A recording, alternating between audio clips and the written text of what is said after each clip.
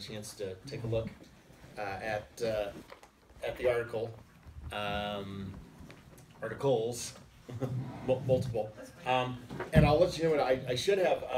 The October issue should be published today or tomorrow, I think.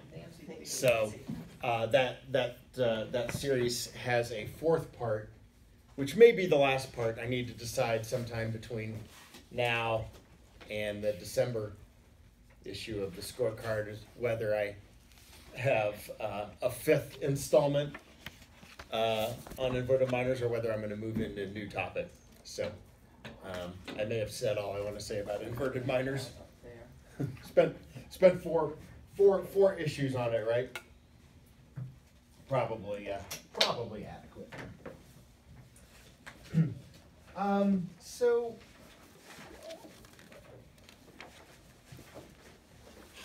you know, our auctions that begin with a minor suit, you know, have a different feel and take on a little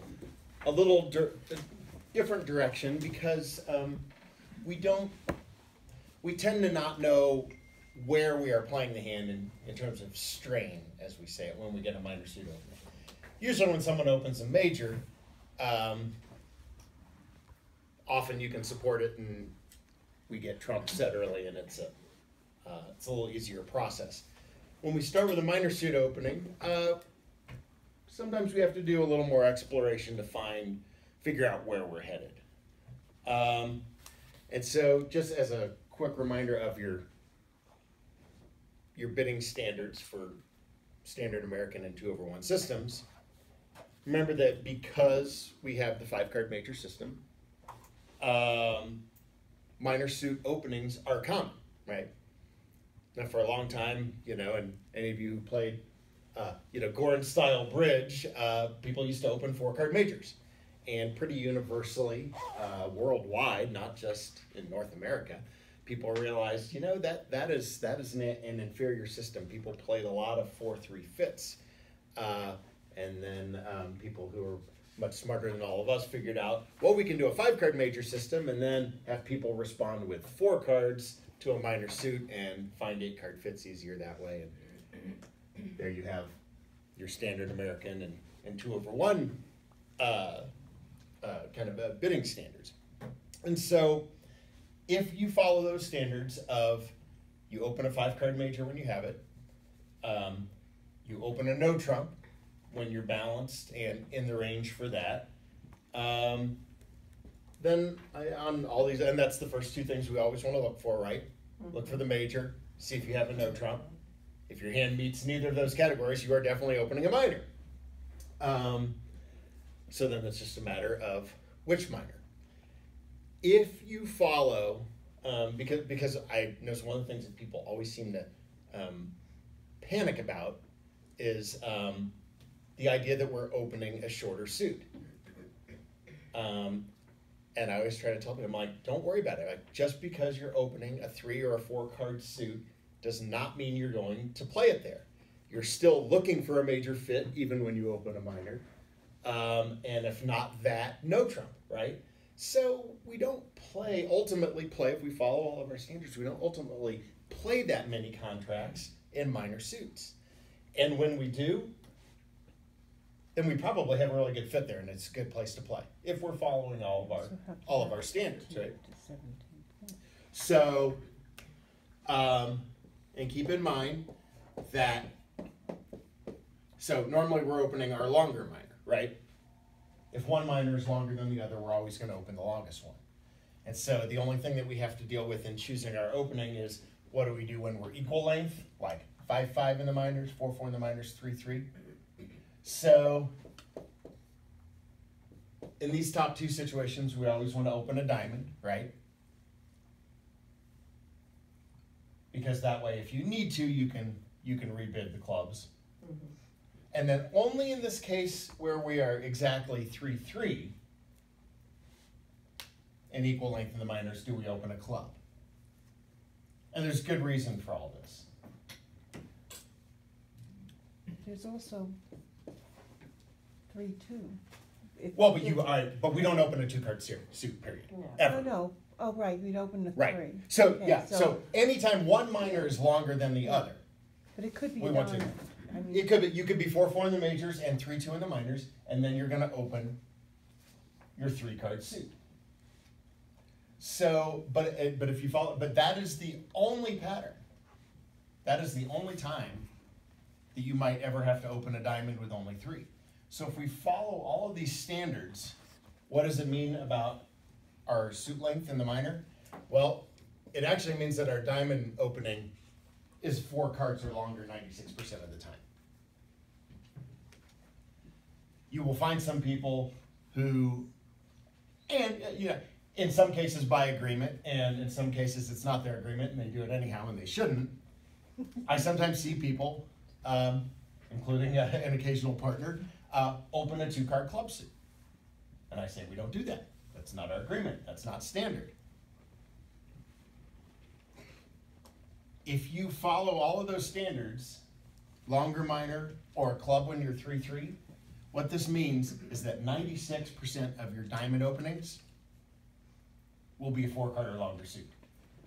That's pretty good certainty. When partner opens a diamond, assume partner has 4 diamonds, because it is pretty rare that it's only a 3-card suit. And then even the club suit, which tends, which is more likely to be only a 3-card suit, it is actually a 4-card or longer suit 75% of the time.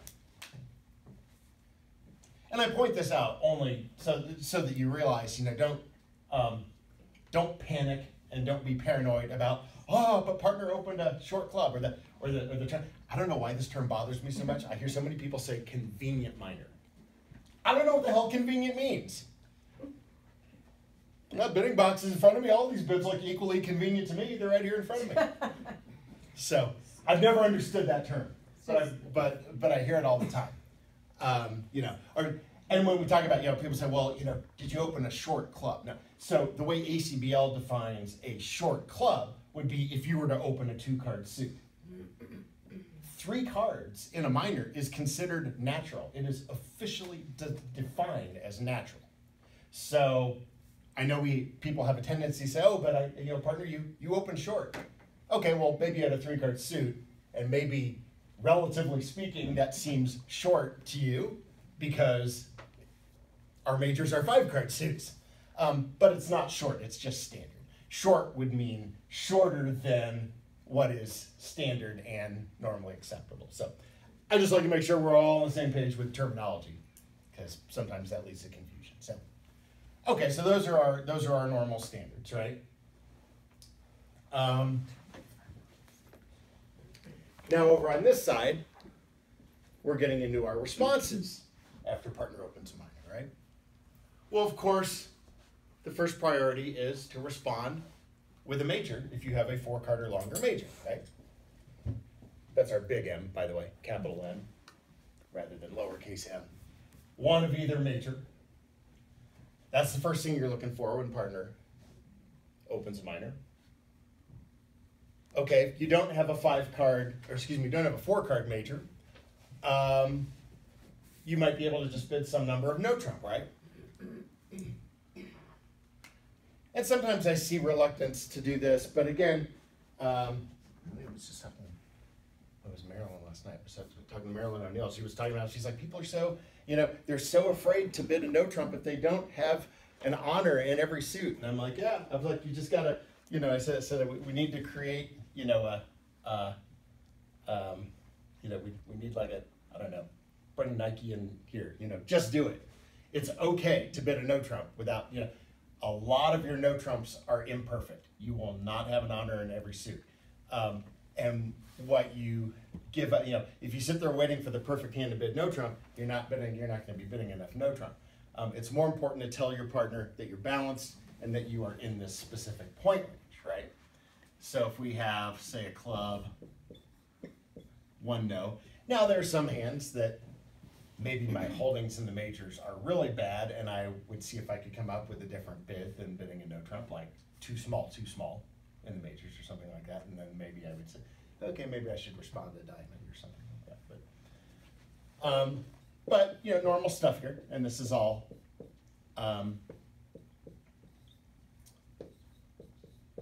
Does this look like the structure that you all are used to? Yeah. With your bids?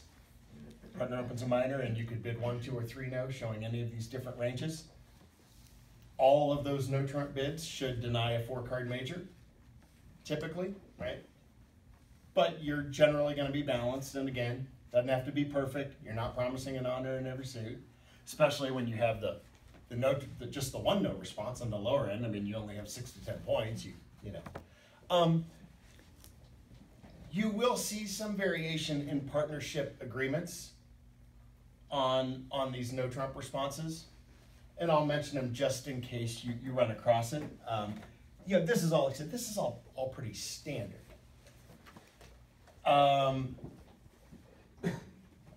Some people, and you'll know, and of course, you know, you fill out the blanks for these when you fill out your convention cards. Some people don't like to respond 1 no with only 6. So some people will play that range more like 7 to 10. And then what they do is, if they only have 6, they like to respond to diamond. Has anybody run across that, by the way? Seen that response range as 7 to 10? And then, of course, if you don't have a major, you probably, as long as you have at least 3 diamonds, you in theory could respond to diamond. And I think they're thinking is, well, when I'm that weak, if we are going to play in no trump, I'd really like to see if a partner could get it, you know, because you get, again, a little bit of disparity in the hand strength. Maybe you can get the stronger of the 2 hands playing it. It's a small detail, but just one of those preference things that you sometimes see. What you might see also, now that's invitational, right? So if I open a minor and you jump to 2 no, as opener, I'm allowed to pass that bid, right? If I have a bare 12 or 13 that I'm not that crazy about, and I don't think we are quite at 3 no, but you know, we might only have 8 tricks and not 9, I can pass. So in standard American and 2/1 for most people, that is not forcing. However, you will find some people who like to play 2 no as 100% game forcing. I actually really like that treatment, and I play it with some of my partners. It can get a little involved because now you have to do something different when you have your 11 to 12 balanced, right? So, but just so you know, if anybody ever asks you about that, if you're, heaven forbid, partnering somebody who is not in our elite little group here, it's not a bad thing to discuss. So, like I said, so standard American says this is invitational, but you will find quite a few people who do play it as forcing. And I do think there's a lot of value to playing it as forcing. Doesn't it make a difference whether you normally will open with 12 points, or you have an agreement that you open with 12? No, it doesn't. It doesn't really Versus impact 13. my. It doesn't really impact my opening. Look, there's always that potential that we find ourselves in. We find ourselves in 3 no trump somehow with like 12 points opposite 12 points, right? Which is not the greatest 3 no. We might make some of those 3 no with 24 points together, but if we're both really balanced and we don't have a source of tricks, those hands can be really difficult to play. I think the feeling behind if you do play this, and obviously if 2 no is game forcing, it's a better range than 11 to 12. And in fact, it can be played. It can be played as unlimited. Yeah, I should mention that. It's not just forcing because they want it to be forcing on 11 or 12. It's played as like 13 plus. And it's actually unlimited. And then of course that changes the range of 3 no for those partnerships and all that too. I think the reason people like to do that, and certainly one of the reasons I think there's a lot of value in playing 2 no as forcing, is that this auction, Yeah, it's got a range on it. It's got a specific range, 13 to 15. But you eat up all of this bidding space, and the opener can have this kind of in-between hand. So like let's say I open a club. Well, let's come up with a hand here.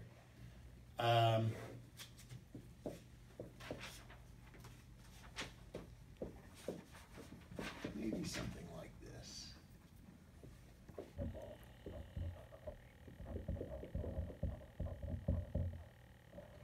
Okay, we'll go with that. Decent 15 count here, right? A little bit of shape with the singleton heart. Now this is actually kind of a difficult hand. A little bit of a difficult hand to bid with 5-4 in the minors because it's not quite reverse strength. But so you might open this a club, you might open this a diamond. It, you know, depends on your style, and you know, and be thinking about, okay, what's the rebid? Okay, but you open a minor with this hand, whichever minor it is, and your partner jumps to 3 now. So should you just pass 3 no, or might you have slam in a minor? It's kind of hard to tell whether or not you should bid on over 3 no, right? I mean, you might just have 28, 29 points, and you know, and maybe it, you know, and maybe you should just stay right where you are. Trust that partner's got a heart stopper over there among those 13 to 15, and that you can, you know, you'll be okay in no trump, even though you have a singleton. On the other hand, I can give you a lot of hands partner would have for that jump to 3 no, where 6 clubs or 6 diamonds is a great spot to play. And remember, partner is denying the major, right? So you almost have to have a fit in a minor, don't you? Just by virtue of the fact that partner is known to have at least 7 cards in the minors. So that's kind of tricky, right? Partner eats up all this bidding space with 3 no, and that's why this particular bidding sequence can get really awkward. And you're like, well, should I bid on over 3 no? And normally you just end up leaving it and hope that you don't have a slam, right? So that's, and so the thinking I think among is that if people with, you know, who play 2 no is forcing, what it does is it saves a level of bidding space below 3 no. And you can explore a little bit and figure out whether or not you want to just stop in 3 no or look for a slam. So if you bid that way, knowing that perhaps you might want to have a stopper in each of the majors before you jump to the 3 no, not knowing what your partner has. But you really can't always do that. Yeah, you know, we can only be so scientific. You know, look, I played a hand on Tuesday, and we were in the most normal 3 no ever. I had and it was it was like I opened a no trump, and I think partner bid Stamen. We didn't have a fit in a major. We played 3 no. We had the values to be there. You know, not always obvious what to lead against these contracts. Well, they led a spade. Well, that worked out. That worked out fine for me. But they could beat 3 no had they led a heart. Have a heart stopper, but only 1. And so once it's gone, and it was a hand where, well, to get to my 9 tricks, I had to give up the lead. I had to force out the ace of diamonds to make my king, queen, and jack bid. And so they get in and they cash their hearts, and they've gotten their ace of diamonds. Now, they didn't beat me on this hand. I made 3 no because they didn't get off to the right opening lead. So I mentioned that just because, you know, sometimes, maybe even often, you can survive this because it's not, you know, even if the auction suggests for the defense that maybe they should be leading a major suit against you, they don't always know which major they should be leading, right? You could have a problem in either or both or neither major, right? So yeah, you know, I wouldn't be too worried about that. Like I always tell people, I'm like, don't play results. Just bid your hands. If they get off to the right lead to beat you, and you say, nicely done, good lead. We were in the right spot. We had the point, we had the points to be there. We can't, we can't always have everything be perfect with our no trumps. So as long as we, as long as we can avoid, the really awkward no trumps where somebody's like 6'5" or something like that, stay out of no trump on hands like that. But a lot of the others just do your thing. And all right, so remember that we're looking for all this first, and that's why kind of coming back to this hierarchy.